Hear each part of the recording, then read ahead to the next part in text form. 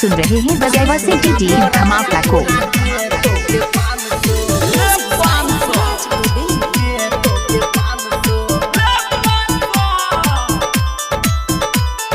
छौड़ा बरतिया तोरा दे तोके 500।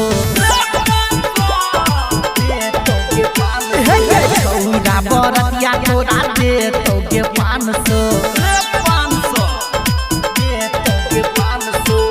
लहंगा उठा के जब करबे तोय डांसो, लहंगा उठा के जब करबे तोय डांसो।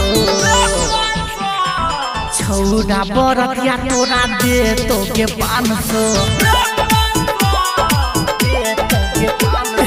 छौड़ा बरतिया तोरा दे तोके 500।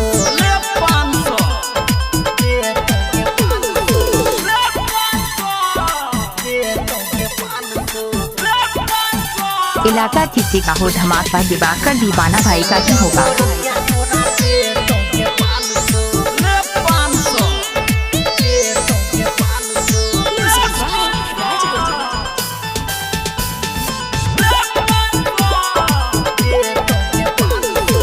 दादू के नशा में सब रहतई गे महातल, रहै कोई छौड़ी गे सब से बागा चल। डीजे पर गाना बजे तो गे छागा टल, नचे तो खूब कतबो रहबे गे थाकल। दादू के नशा में सब रहतई गे महातल, रहै कोई छौड़ी गे सब से बागा चल। डीजे पर गाना बजे तो गे छागा टल, नचे तो खूब कतबो रहबे गे थाकल। बाजे नहीं देतो केकरो आई एडवांसो, छौड़ा बरतिया तोरा दे तोके 500। छौड़ा बरतिया तोरा दे तोके 500।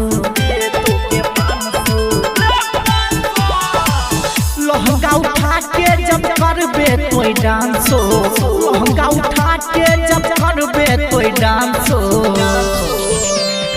छौड़ा बरतिया तोरा दे तोके 500।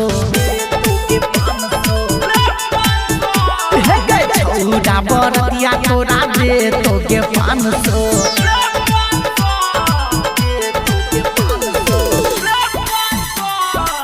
अभी सुन रहे दिवाकर दीवाना भाई।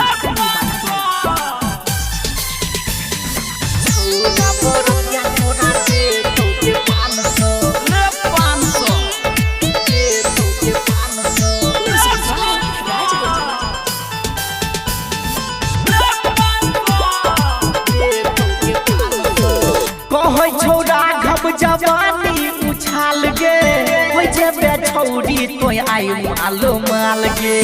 करै छौ चर्चा सब तोहर डाल के, देखै में लागै छै छौड़ी बवाल के। कहै छौ विक्रम जवानी उछाल गे, होय जेबे छौड़ी तोय आई मालो माल गे। करै छौ चर्चा सब तोहर डाल के, देखै में लागै छै छौड़ी बवाल के। राइटर बीकेसी सुनील देने छौ चांसो, छौड़ा बरतिया तोरा दे तोके 500।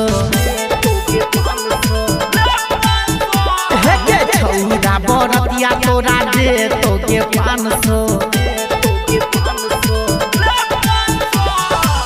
लहंगा उठा के जब करबे तोय डांसो, लहंगा उठा के जब करबे तोय डांसो।